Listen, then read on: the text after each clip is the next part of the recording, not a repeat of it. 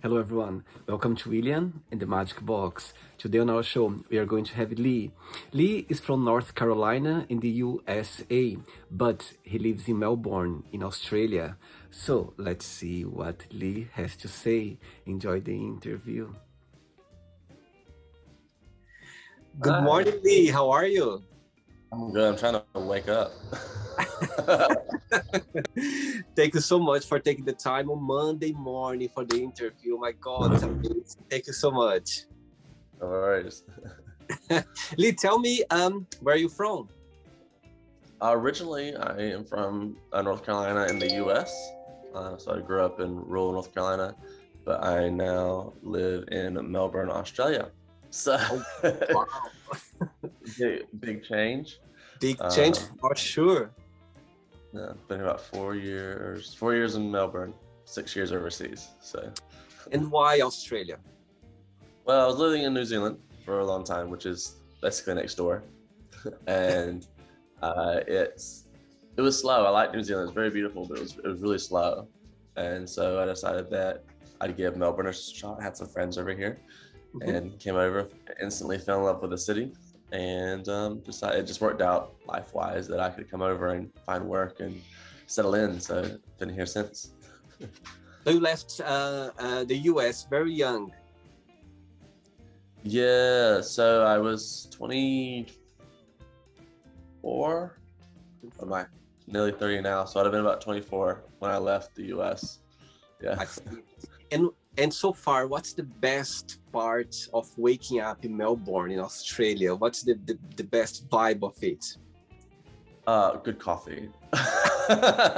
So yeah, I reckon we have the best coffee in the world, and here in Melbourne. In fact, mine's like right here. So it's just really good. Like yeah, it's good coffee, good cafe. So it doesn't matter where you are, whether you're making it at home like I do, just get stuff locally, or you walk down and have one from your local cafe. It's always good coffee. And I don't function without coffee. So I'm barely functioning at this exact moment. So I'm we'll see glad. how it goes. I'm glad you have your coffee by your side to give some support. Yes, emotional support drink. Lee, and what do you do for a living? So I am. It's a weird. It's a bit complex. So I am a project management consultant. Is the generic term, but I help manage projects in the automotive field, on a specialty in vehicle after sales, so service and parts, as well as development and performance. So I do anything with cars, particularly the ones that are fast and loud. And I'm pretty much attached. I mean, I just kind of had my Le Mans t-shirt on this morning because it was the nicest t-shirt that was clean. Because it's Monday. I don't know if you can see my little shrine to cars. Probably not over there. So like it's it's in the blood, and I basically do that for multiple brands around the world for this firm. So it's pretty unique, pretty niche, but it keeps me busy. Amazing. And I was checking your profile a little bit. I could see that you are a model as well. You pose for pictures. Yeah, so most of the photography on my Instagram, I'd say probably 99% of it is my own. So I do all of that myself. Wow. With a DSLR and a remote setup, which is fun. That's kind of my little self-expression art project. And then I also do life modeling on the side. So if someone needs to draw, or they're running a class, I'll go and I'll pose for those events. And it's just like cheap, easy, chill out, like side money. It's like, I don't mind being naked in a room for people, so I'm just like, okay, I'll just stand here and like, you can draw. So I enjoy that, and it's also so that community here in Melbourne is so lovely and great to talk to and engage with. It's always really lovely time. So yeah, it's something else to do on the weekend. Amazing, amazing. Okay, Lee, so just before we start our journey, William the Magic Box, I would like you to tell me something interesting about yourself. Oh God. All right. So I've been struck by lightning once, and been in the general realm of it twice. So that's probably my most obscure fact, is that I've been struck by lightning. So luckily indirectly. I'm not, I don't feel like a fried chicken, but yeah, I was in a tour bus that was struck by lightning, and it got all of us in the bus. And then I was standing in a puddle in university, and it struck a tree across the street, traveled through the water, and then got about 6 of us standing in the puddle. And I remember it going up my right leg, through my like hips and groin, and then out my left leg. And it was just kind of like, have you ever do like the TENS machines, like a little bit of electric charge that makes the muscle contract? Right. It was like that, but it was just like pull and release, and when you release, you just hit the floor because you have no like muscle control for a half a second. Yeah, that was probably my most obscure fact. Wow, what a challenge. Thanks for sharing. My goodness. Wow. Lee, are you ready to go on a beautiful journey through your memories in life and to share your point of views? Yeah, let's do it. Let's do it. I'm very curious. Welcome to William and the Magic Box. So I have here my lovely...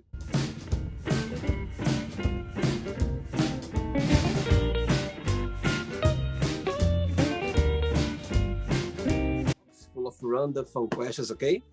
I'm just gonna play a song now just to help you to wake up a little bit before the first question, okay? Great. Let's do it. Okay, Lee, so just before we start the game, through the journey, if there is a question that you don't want to talk about or you don't want to answer, always can change, okay? It's all very friendly, okay? Easy. First question for you is, which talent do you wish you had? Oh, which talent do I wish I had? Probably playing an instrument well. Like I've always wanted, specifically piano, actually. So it would definitely be, I wish I could play piano really well. I tried to learn, and I just don't have the patience for it. I find music really fun. I enjoy singing, and I just wish I could play the piano to like facilitate it. Otherwise, I'm just like, I have a mate who plays piano. I'm like, can we play piano? It's like, can I play piano? I'm like, yeah, you can play piano. I just want to sing. So you are a singer as well? Well, I grew up singing in like a Baptist church, and then I was in a few bands when I was younger, and then I never really did much else with it. I just really enjoy it. So most of the time, if I'm doing work, sorry, my dog's scratching. Most of the time, if I do the work, like I'm at my desk because we're working from home here in Melbourne, and I'll just like be singing along to something and working. So, amazing! Oh wow! Like just lets me get everything else out, which is nice. Can I see your dog? Yeah, Dig. Come here. Come on.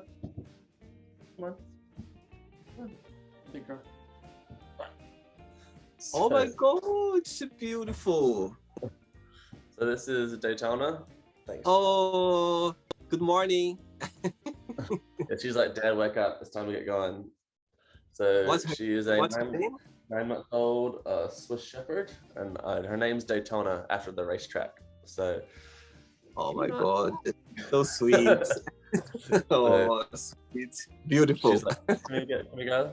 This is the morning occurrence. So I'll get up, and if I sit back down before we go to the park, it's straight into my face. I want to go to the park, so you'll just have to wait this morning, babes. Oh, I'm sorry that I need to keep you a little bit longer for the park. You'll be all right. Next question, let's do it. She was looking like, my God, where does music come from? Okay, next question for you is, if you could have a superpower, what that would be and why? Okay. Which one and why? It's a toss-up between Storm, ironically, and Jean Grey's like telekinetic thing. So I think it'd probably be the telekinetic part. I don't think I would want to hear people. I don't think I'd want to be in people's heads. I think that'd probably be a bit too much responsibility. And I'm in my own head. I don't need any help. And so it'd probably be that sort of telekinetic power, just because it'd be fun to just move things around. And if you're just laying in bed, you're like, can I make the coffee by myself? Not have to worry about it. So yeah, that'd probably be the go-to. I mean, you can fly with that too, right? So that kind of covers all the basics. You're very clever. You are very clever. Next one, let's do it. Hey. Before the next question, Lee, tell me so far, when you arrived in Melbourne, what was the most challenge thing that you faced in the beginning? And saying that, there are a lot of Americans living there as well, like the American community is quite big or not? So to answer the first question, I think the hardest part for me was I came over here on my own, just one person. I actually only knew one person in Melbourne who wasn't even Australian. So I didn't really have a context. I think that for me, the hardest part was actually plugging in to a certain extent. So finding a job was the first hurdle, because I didn't come over with a role. I just had to figure that out. And then the second hurdle was like finding people. And luckily I'm fairly I'm pretty extroverted. I engage with people pretty easily. I like to meet people. I was able to do that fairly straightforward, but it's always a struggle the first few months, because you're filtering through new people, new personalities. They're trying to get a hold of you. You do encounter, at least I encountered, because I'm quite exuberant and ready to go. They're like, oh, loud American guy. And it's like, I just want to have a coffee. So it was interesting, that dynamic. And the second question being about the Americans, there's actually not that many here that live here. So previous to COVID, I would regularly see Americans transiting through, either on business or on tourists, because Melbourne's quite a dynamic city, and it's a big hub here in Australia. So I oftentimes would encounter the cliche annoying American tourist. And the ones that I'm Canadian. I don't know where you're from, but I'm Canadian. Just to avoid it. But there's not I wouldn't say there's a very big American community. I've been here for 4 years, and for the first time, actually on Saturday night, I hung out with another American friend that I had met 6 months ago. And it was the first time there was more than 2 of us in the same room together, because he had a few American friends. And so we all just kind of got together in the same room, and there were 4 of us. And it's the most Americans I've seen in one spot in Melbourne knowingly. And engaged with each other.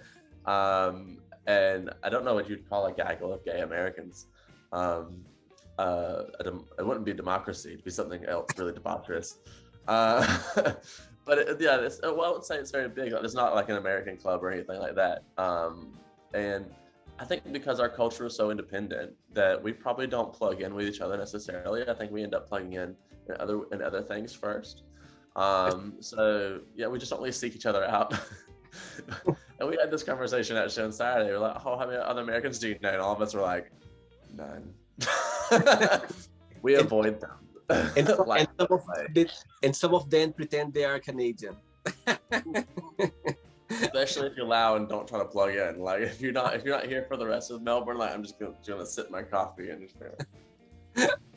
Do you see yourself living in Melbourne for a long period more? You adjust yourself to the place already very well? Yeah. So I had a partner for a little while here in Australia, and I'm back on my own again, which I don't mind. And with my work, it varies wildly. I think the automotive industry, because of work here in Melbourne, is really small, which is great, because you can plug in and really make your way through different things and get a bit of visibility. But it's being small, it can be capped. So if you want to go farther and wider, you do have to go out farther and wider. So you're bigger parts of Asia Pacific, back to the US. I don't know that I'll be here forever in Melbourne. But I do like Melbourne a lot, and I'm happy to have it as my home base as long as they'll have me, if that makes sense. If life decides that it wants to do something, or the universe is like, go for, here's an opportunity to live somewhere else. Mhm. And I'd probably jump on it, to be honest.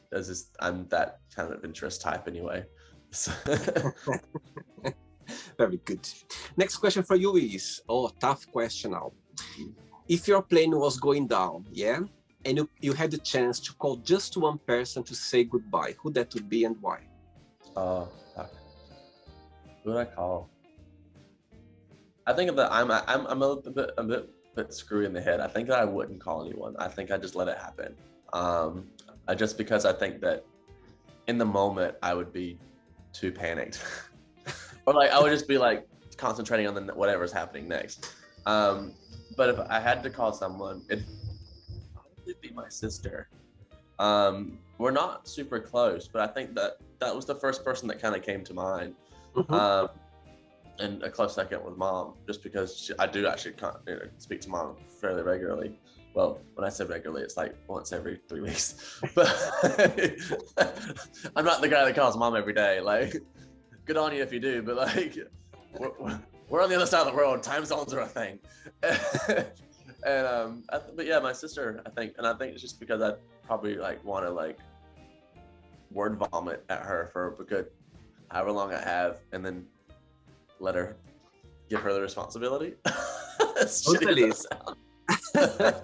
This question came up to Like, someone, and this person said the same thing. I would call, wasn't his sister, but was someone like in his family, said because this person would be able to give away the news in a very proper way. yeah. I think that she'd probably panic first, but I think that because we're 5 years apart, so she's going through her like mid-20s like panic at the moment, and then like I think that she would be the one to kind of be able to handle it, if that makes sense, and appropriately. I think mom and dad could do it, but like I don't know if I want to give that responsibility to parents, because I think parents having to tell other people that their child has died is probably like the shittiest thing. So my sister's like, I tried to kill him before, like 7 years old, it didn't work, so I might as well tell him now. I don't believe we fought like cats and dogs, so like, she's like, oh, about fucking time. Next question, Lee. Let's do it. Okay, Lee from Australia. Next question is, if you could go back in time in one moment or memory in your life, what that would be and why? Back in time to change it, or just to see it, or to feel again the moment for some reason, or to change something, or just to feel the beautiful moment at the time, for any reason? I think that if it was to go back just to enjoy it, I think that I'd go back to mid-July 2019, and we were in Trieste in Italy, and I just felt like so much. I would want to cancel more of our trip to stay in this city for a while. I just remember getting there, and we had driven up Italy from the bottom up, and we'd seen a lot of really authentic things, but we had also spent a lot of time in like touristy spots, and we had seen Venice the day before, and I was just kind of like, I feel like I'm missing the authentic Italian experience. Like I've seen everything that they want us to see, but I still haven't plugged in somewhere that's like where Italians live and breathe, and like this is their place. It was kind of like, this is, here's the showpieces. And we got to Trieste, which was a random place, which is actually probably the second moment that I would go back to and do, because it was an option for me to go and study in Trieste for a few months in university, and I didn't get to do it, and I always wanted to. So whenever we got the chance to go to Italy, I was like, we need to stop in Trieste, because I've always thought it'd be beautiful. I don't know why, I just had this vibe, and it was everything I thought it would be. The lovely northeastern Italians kind of blend in with the Croatian side of things as well, and they are just so lovely, and the food was amazing, the culture was amazing. Like we walked around that night, It's like a uni city. Oh, I feel so sorry for her. She's Oh, being sassy. She's doing it on purpose because I'm in a meeting. No, man. I do that because I have meetings all the time for work, and this is her being sassy. I see. But yeah, we walked around that night for the uni, but uni wasn't on, so it was like the teachers and like young professionals were there. And I just remember they told us you go to this one street, and it's full of bars, and you just sit around and you drink. And we got there, and it was like really cool, new looking bars. I had this beautiful cocktail place. It was amazing drinks. And then he's like, when you're ready to leave there and see something that's, you know, a bit more local, that's like, is also gay friendly, there you go to this intersection of streets. And you know, you see on TV where they have these massive tables and everyone's out in the middle of the street drinking. I had never experienced that before, and we had to come across it that wasn't like put on, you know. And we got there and we turned the corner, and it was like two gay bars, hole-in-the-wall gay bars, and just people out in the street under these really harsh sodium lamps, drinking beer, having fun, dancing around. I was like, this is the part of Italy I was waiting for. This is what I was hoping to see, you know, not some curated spot or, you know, where everyone goes. They tell the tourists to go. This was the spot. And we ran into the people we had met there as well. And it was just a lovely evening. And I just, that whole trip was amazing. But that part was like, I wish I could stay another day or two and actually see more of this city. And yeah, given the chance to get back now that COVID's, you know, chilled out a little bit, it would be cool to revisit and actually spend a bit more time there. Amazing, beautiful. Ready for another one? Let's do it. Before the next question, tell me something. When you arrived in Melbourne, yeah, of course, there is always a different accents, different words, or different way of speaking. Do you remember something that for you was quite interesting or funny, or for you didn't know the meaning that you could share? Yeah, I have a perfect story with it. So I'm quite frank and rough sometimes in the way I speak anyway. And being Southern, you know, we have a very distinct accent, and I guess I describe myself as Blanche from the Golden Girls stuck in the gay man's body. So I'm just a little bit, I try to be, you know, high Southern, and it just comes out trash.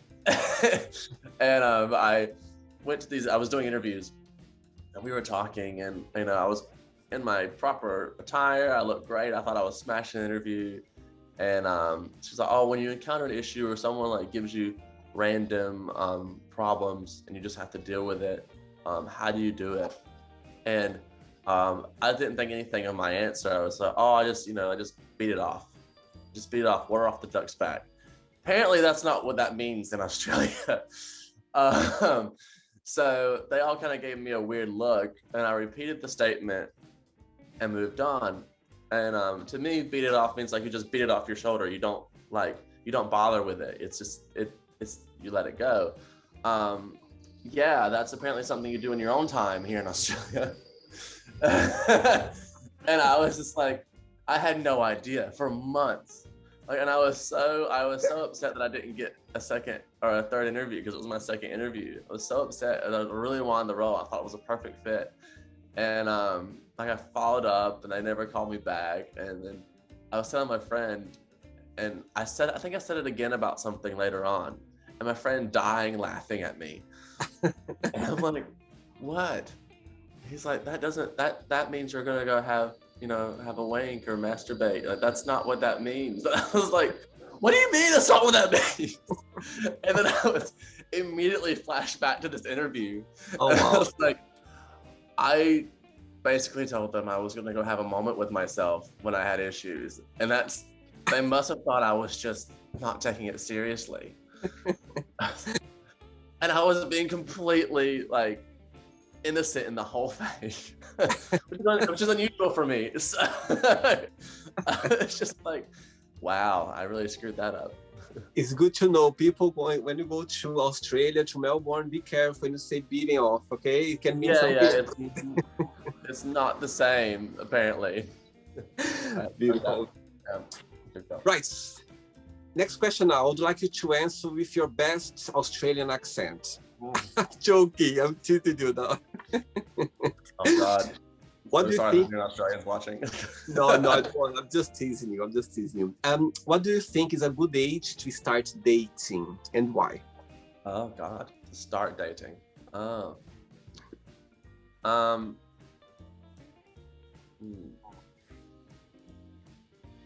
No, probably like late teens. I think that like I was I was jokingly, but also not jokingly, barred from dating until I was 16. And I think they were making a joke of it, but then it turned into seriousness because I just followed along as that kid. Um, but I think that was actually, late teens is probably a good time to start casually dating.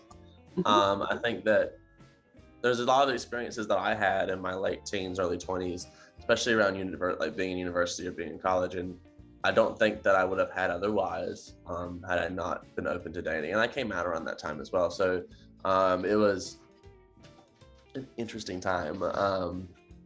Yeah, I think that's probably it. I think if you wait, it's always up to you, right? It's your choice if that's how you're comfortable with. I think that if you're comfortable to do it earlier, you should. If you're not comfortable, then don't. Please don't. Don't put yourself in those scenarios. But if you do it earlier, I think you probably get a little bit more life experience out of it. I think that you kind of get to go through these phases in life, moments that you wouldn't necessarily get otherwise. I think once you're an established adult, you're kind of bound to your routine to a certain extent. Like you have to get to work on time. You're not going to be out late and doing stupid things. You don't have to. You can't sit at work hungover or worry about a bad decision. Those responsibilities kind of supersede your emotional ability at that stage. And when you're 19 in uni, you can rock up to class at 9 a.m. And just think about the date you had the day before all class, and it's not fine, but like it's more acceptable than doing that in the board meeting. So I think that's the right time, but also it's always so dependent on your own life, Yeah. So I think that I was lucky enough to have that experience in university, but then I meet other gay guys and other ladies or men or whatever that weren't able to do it until they were later in life, and they're playing catch up a little bit, or maybe they didn't come out until later in life, and now they're having to have those experiences a bit differently, and that creates a unique perspective too. Because then now they're in their 30s trying to figure out how dating with men works. Which is interesting anyway. And like me, I was dating in the scene at early, so I kind of like understand it already, but also my experience may be jaded in comparison. They may have a lovely experience. So I think it varies, but for me it's like whenever you're comfortable, the earliest available convenience. I think as long as you feel safe or you feel ready, you know what I mean? I think there are no rules. Yeah. But as long as you feel like you are fit, you are in the right place to start dating, or you kind of have a mindset prepared for that, there are no rules. I think as long as you're safe, that's the good way. Yeah, and as you have relationships, like you'll come out of relationships and not want to date.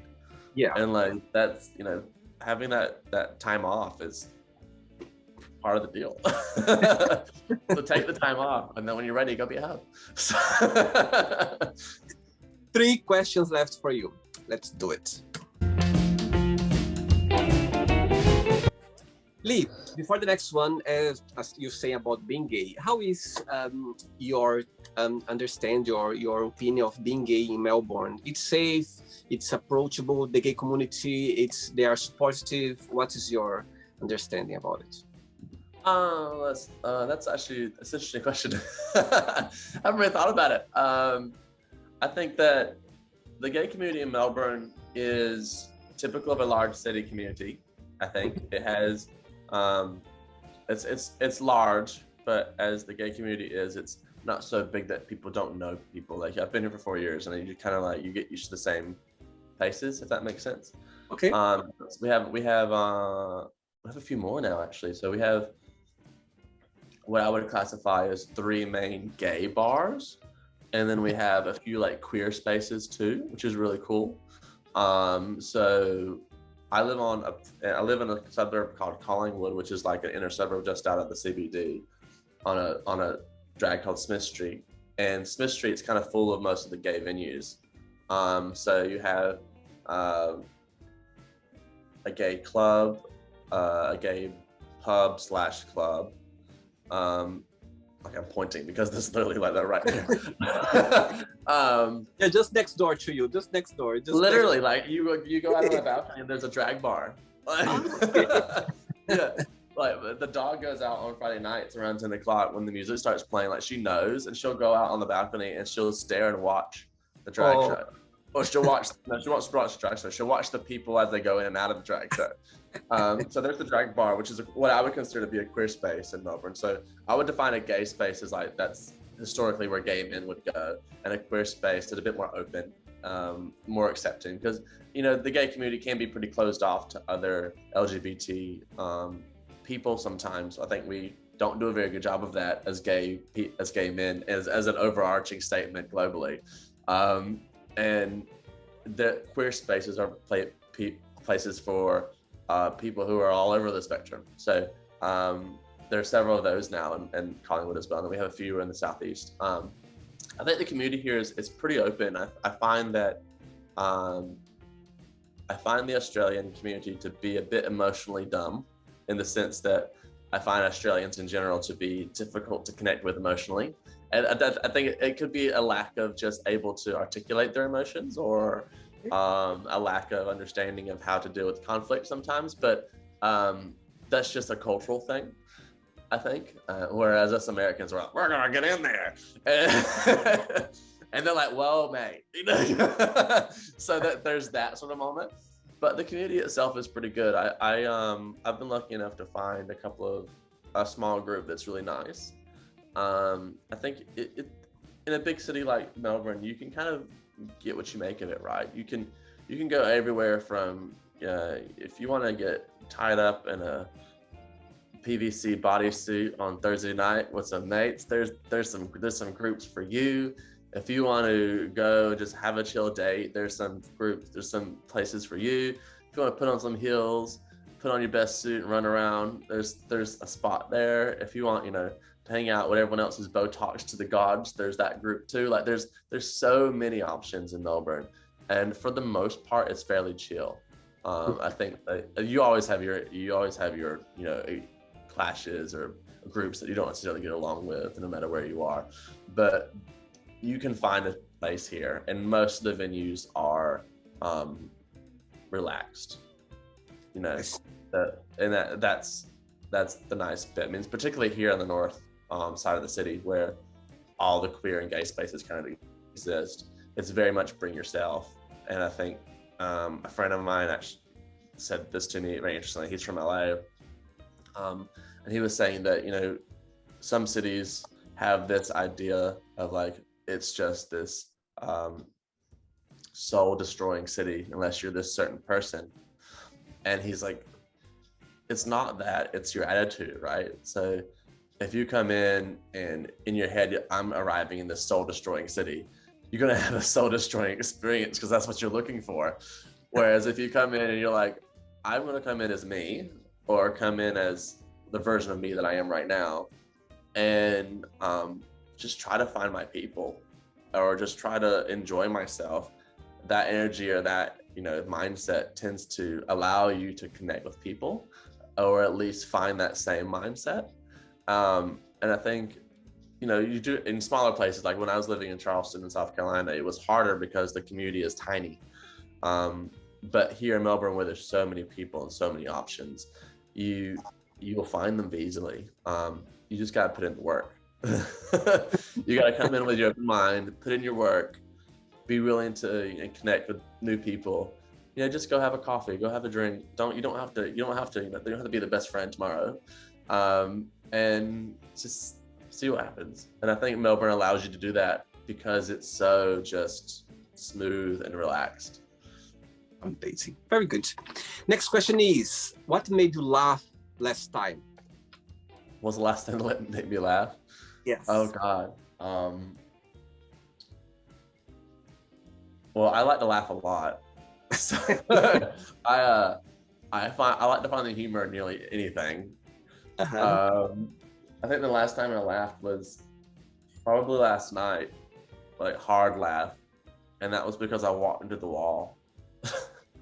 Like, I have a little alcove here, and like there's a little like wall that divides a bedroom area from the main area, and I just didn't make the corner.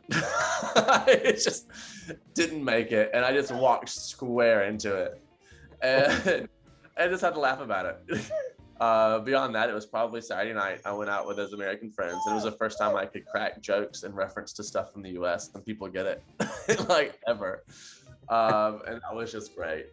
So I think Oh, it's break my heart. she's like, "What are you doing? Love me. I'm Oh, unloved, honey. I love you all the time."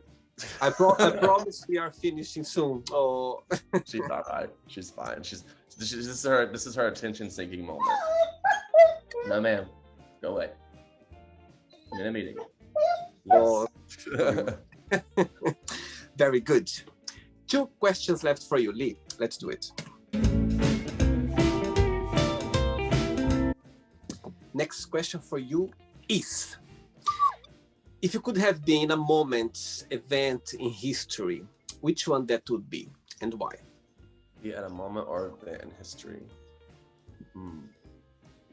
I always, like, for some reason, like World War II comes to mind. And not necessarily the conflict portion of it, but I think that maybe, well, even just the Pearl Harbor event, I think that would be really interesting to watch. Like, if I could go there as a person now and like do a little like time hop, it's like, okay, I'm gonna go see this thing happen and come back.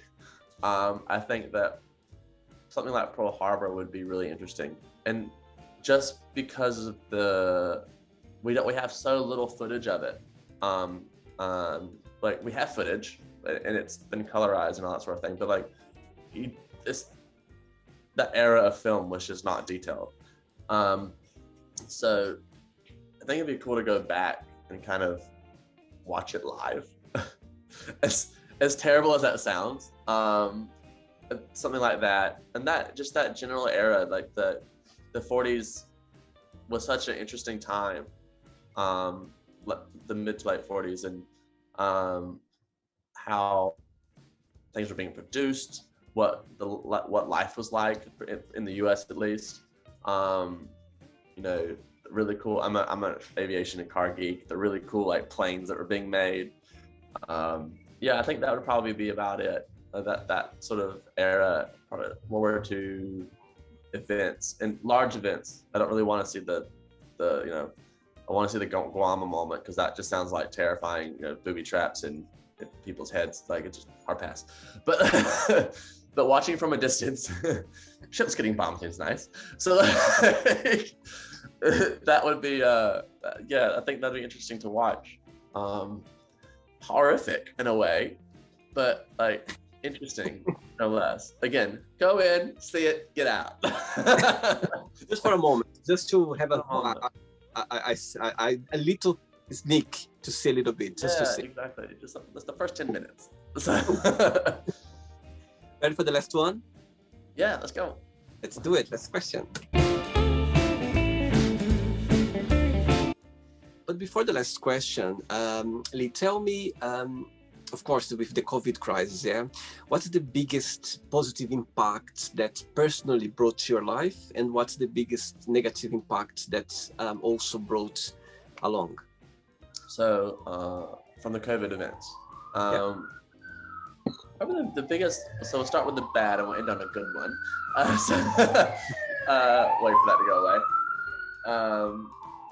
The biggest negative impact for me was that it was the isolation. So like we were the most locked down city in the world in Melbourne, and I did the first one with my ex-partner, and that was probably the hardest time, and the most difficult time was that first one, and that was because we kind of lived our own personal hells during that time.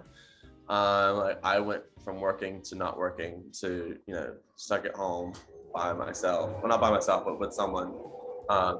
and just like, I'm a very sociable person. I like to be out. I like to engage with people. And so I went from traveling all the time to literally nothing within like a week. And that whole process was just mine. And I can't say that on YouTube. So Don't worry, I'll put a beep. the whole process was a bit of a mess. And and it in some ways it was good because it forced my ex and I to kind of try to get through a very weird time. But it also was really just bad for mental health. Like I was struggling, he was struggling. Like we were in our own personal health. The loss of control was so demoralizing. You really just kind of like, it made it difficult to function. And I think that when you boil it down, it's just compounded this sense of worry almost, you know. And it's like, I can't move, I don't want to do anything. Like even now post-COVID, we're like, oh, we want to go out of the country. It's like, we'll be able to get back, you know. There's always these questions, and it's now created this little cloud over things that never had a cloud before. And that's probably the hardest part. The flip side of that, the most positive thing I think was it forced me to deal with things. So I think that I really looked at what was priority, so especially in the later lockdowns, because I was now living on my own. I was by myself during the later lockdowns, and I had a lot of time to myself, which is not always a good thing. You know, I generally don't want to sit alone with my thoughts, and I had to learn how, and it kind of forced me to learn how to process these things and to earmark when I needed a moment, or if I needed something else for myself. And I really learned a lot through that process, and I think that I'm not just about me. I learned a lot about what I am and are not willing to do, and who I am and am not willing to engage with, or where my time is most important, and my energy is most important, because at least I became so drained, and I have several friends who have the same experience through these lockdowns. It was exhausting to do nothing. Absolutely. And you suddenly realize that you do what's important, and you plug in with what's important. And so it was very much if this is actually worth it, I'll put my energy into it. And it actually it forced me to take the time to think about if it was worth it or not, and not just say yes to things. And so it readjusted priorities, and I thought that that was an interesting takeaway from it, an unexpected one, you know, because your first thought is like, oh, we have to do everything, and then you realize actually I can't mentally and emotionally do everything that I want to do. So I really need to like make a decision and then understand. And then you have feelings about things. You're like, why do I have this preconceived notion? And then, or why does this make me feel like crap? And you start taking them apart because you have nothing better to do with your evening. And it turns into, you know, a learning experience. So that was, you know, and I still apply a lot of those things post-COVID, I guess. I mean, I don't think that's another subject. We're going to be dealing with this for a while, right? And I think that post-lockdowns, I've really kind of applied that filter on a lot more things, and it's turned out to be better for me, more beneficial. So that was a great unexpected perk. Staring at the paint drying for hours on end. Yeah, I think all of us, we found a way to, you know, you talk about mental health. My God, I remember as well, the first lockdown, I literally found myself in a place that I never been before. And I remember I was like, oh no, I'm all right, I'm good. You know, my friends, they were checking on me. I'm like you, I'm always outdoors, I'm always doing something. And I was literally come back home just to sleep, you know. And my friends, they were worried, my God, Willie, how are you gonna deal with that now? I was like, oh no, I'm gonna be fine. And actually, I wasn't fine. And I believe that most of us, we found a way to survive, found a way to get to know ourselves that we've been to places in ourselves that we've never been before.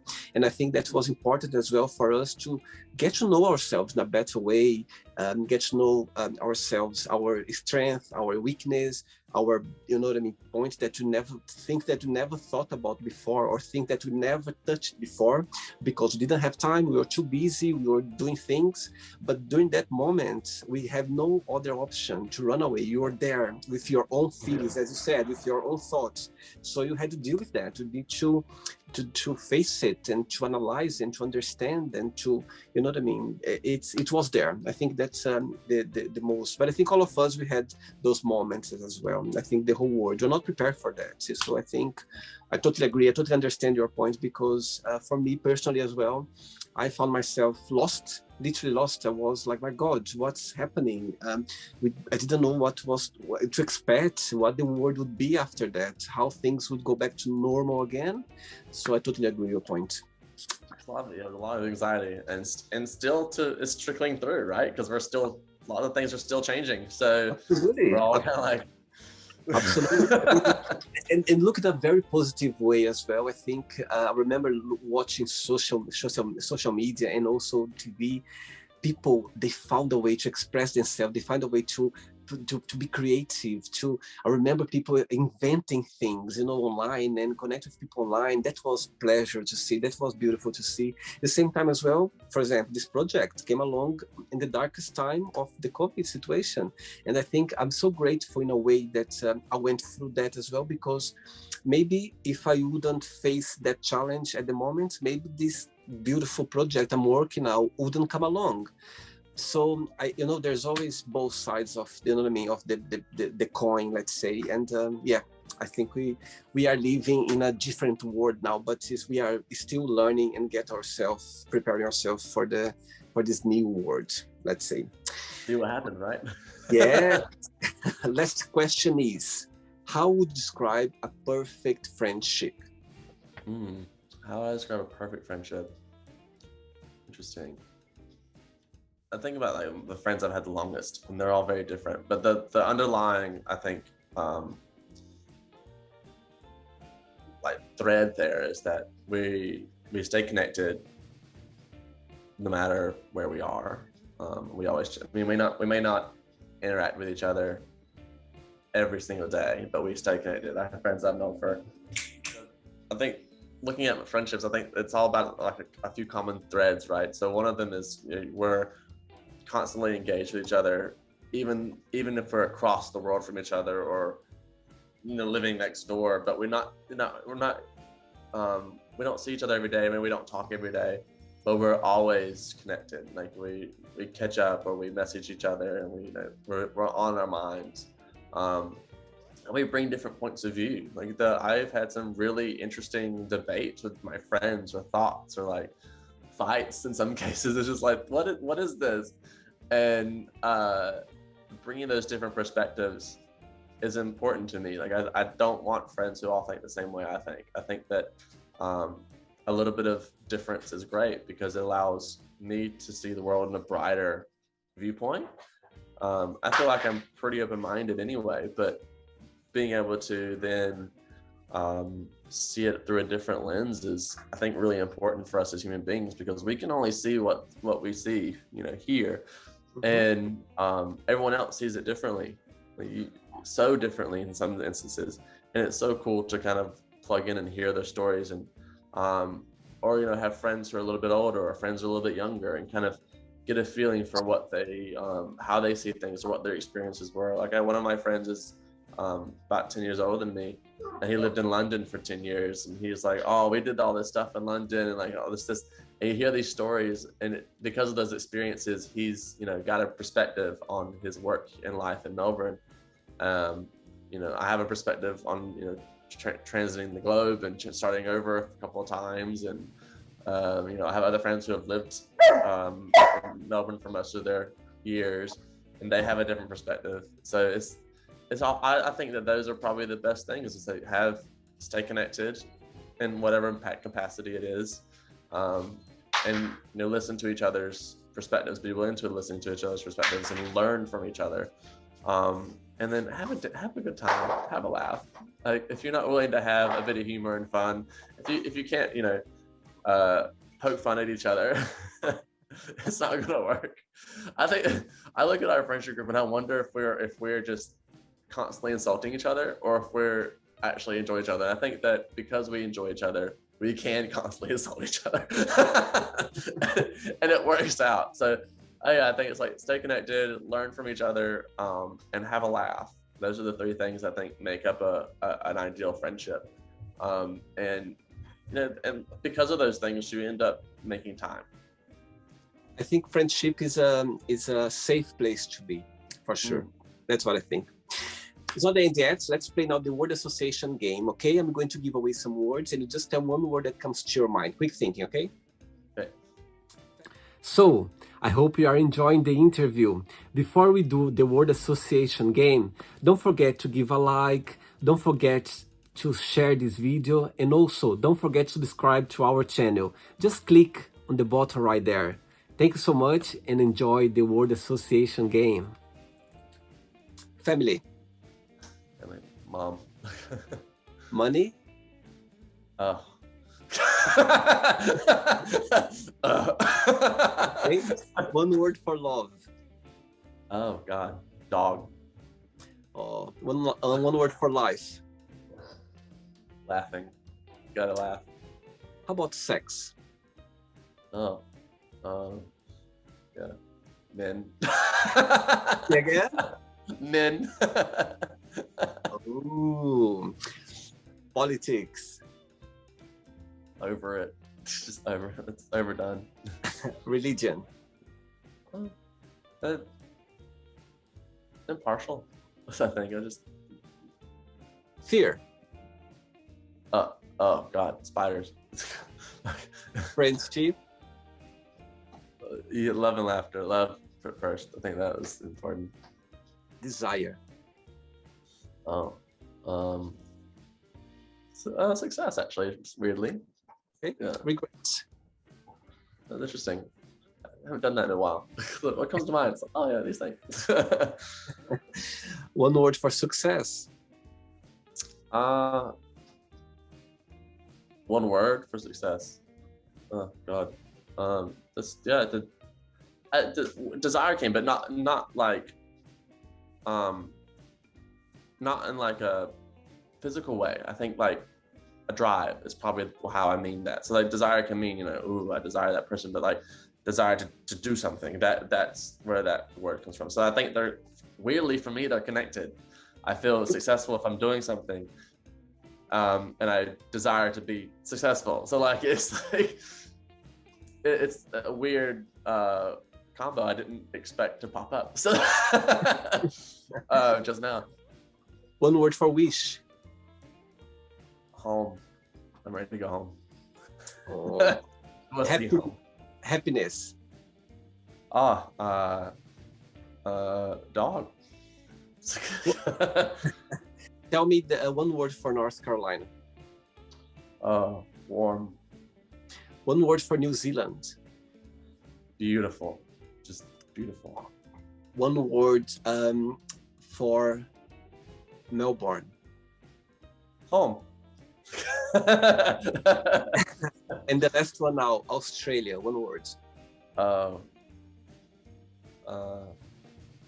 Complicated. It's not quite as cut and dry as people ought to think. They're not just stuck out in the bush here. It's all right. So developed. I'm going to meet your best friend now for a coffee, and I'm going to ask your best friends. Define Lee in one positive word and one negative word only. What that would be? One positive word and one negative word. That negative word would probably be rushed. I tend to rush, like into something, out of something, to do something. Like it's just rush.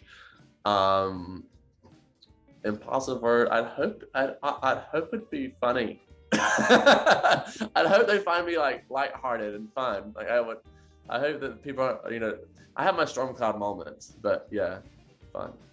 Very good. Let's play now, Lee. in the magic box, and you can ask me a question. Okay, Lee, you can ask me a question now. All right. It's interesting because your question kind of came up in my questions. I was curious. You know, looking at your journey as a person, however long that's been going on, is there like a defining turning point for you? Like I can narrow down my life to like 4 or 5 distinct times that something changed. And like what's a big one for you?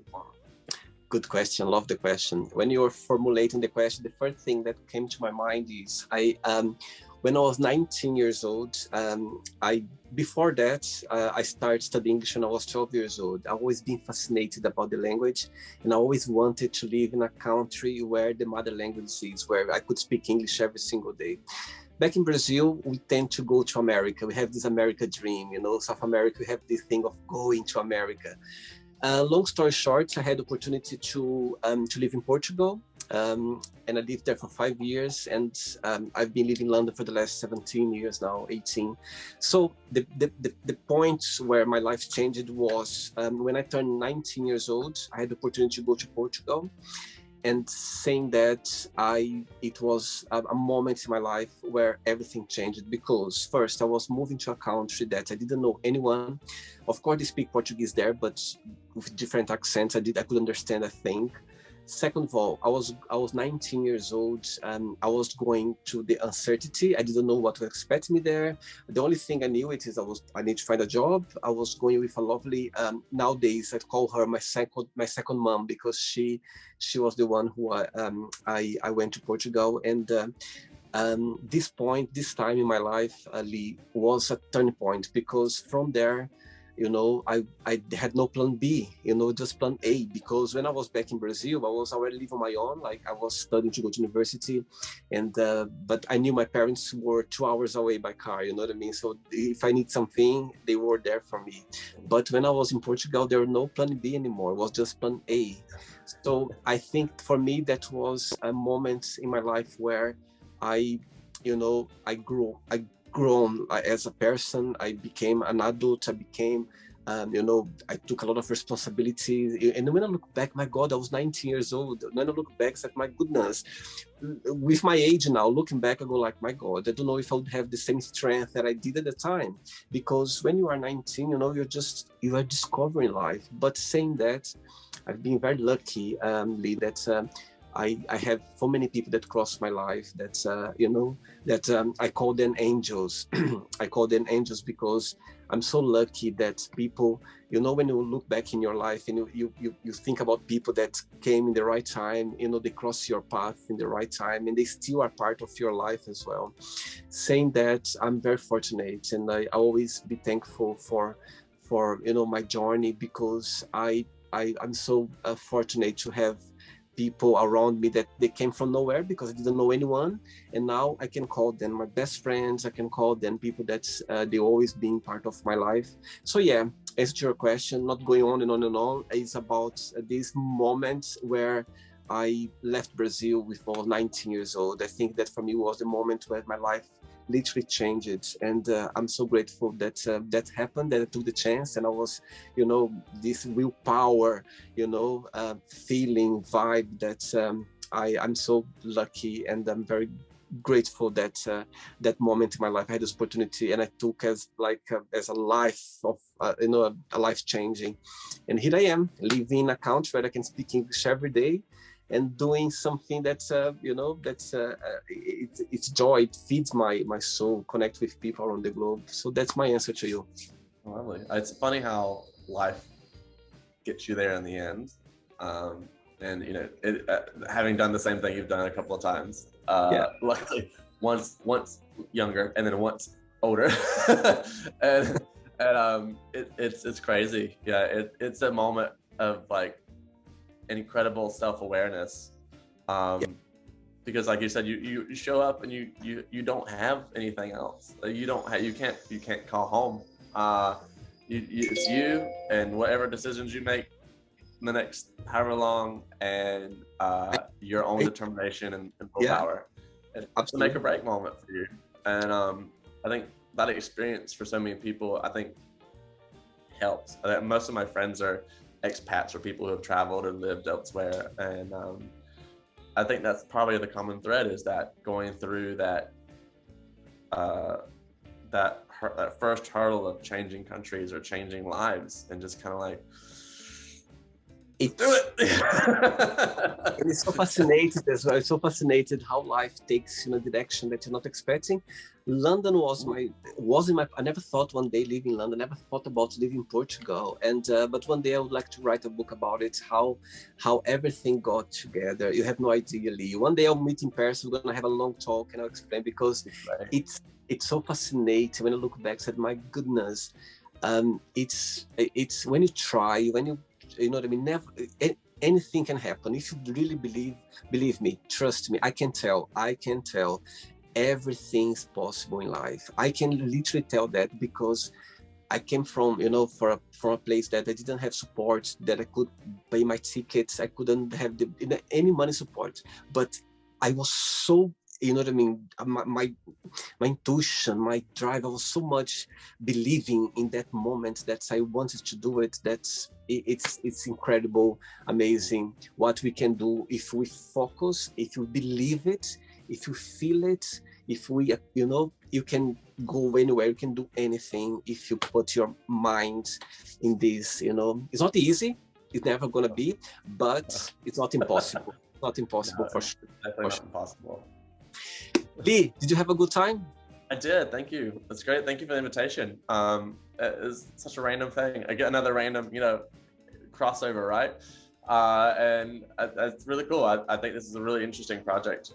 This is really cool to hear people's different perspectives. Like I said before, I love hearing thoughts, how people tick. And yeah, it was cool to kind of, and also just verbalize some of these things, so that you think about, about yourself, but then you put them out there and you're like, oh, huh. Thank you so much.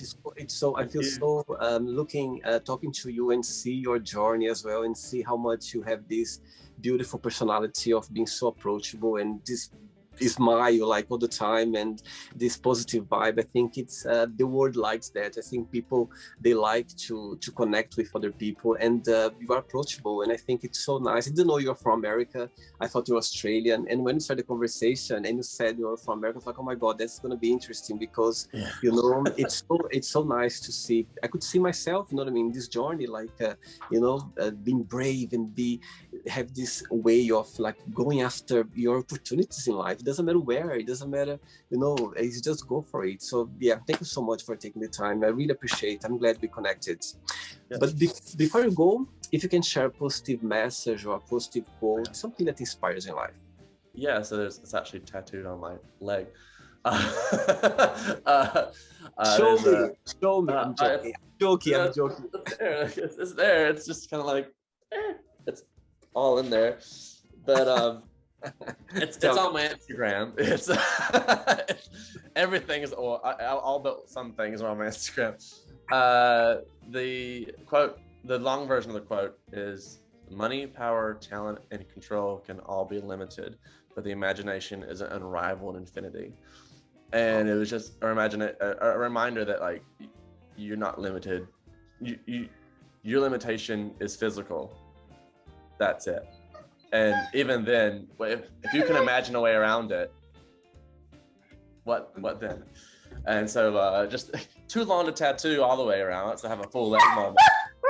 But it's just the imagination is an unrivaled infinity. I think is probably the most important bit. And that's the bit that I've now stuck on my leg for however long it stays there. For sure. Lee, it was a pleasure. Thanks so much. And we keep in touch. Enjoy your day. And please take your dog now for a walk, because I will. She's ready to go. Take care, okay? Enjoy your day. Take care. Ciao. Bye-bye. Ciao. So, did you like the show? Don't forget to give a like, to share it, and also don't forget to subscribe to the channel. And if you'd like to be part of the show as well, first, subscribe to our channel, and after that, just go to our website, www.williamandthemagicbox.com, and send us a request saying why you'd like to be part of the show. And I see you there. Bye bye, see you next time.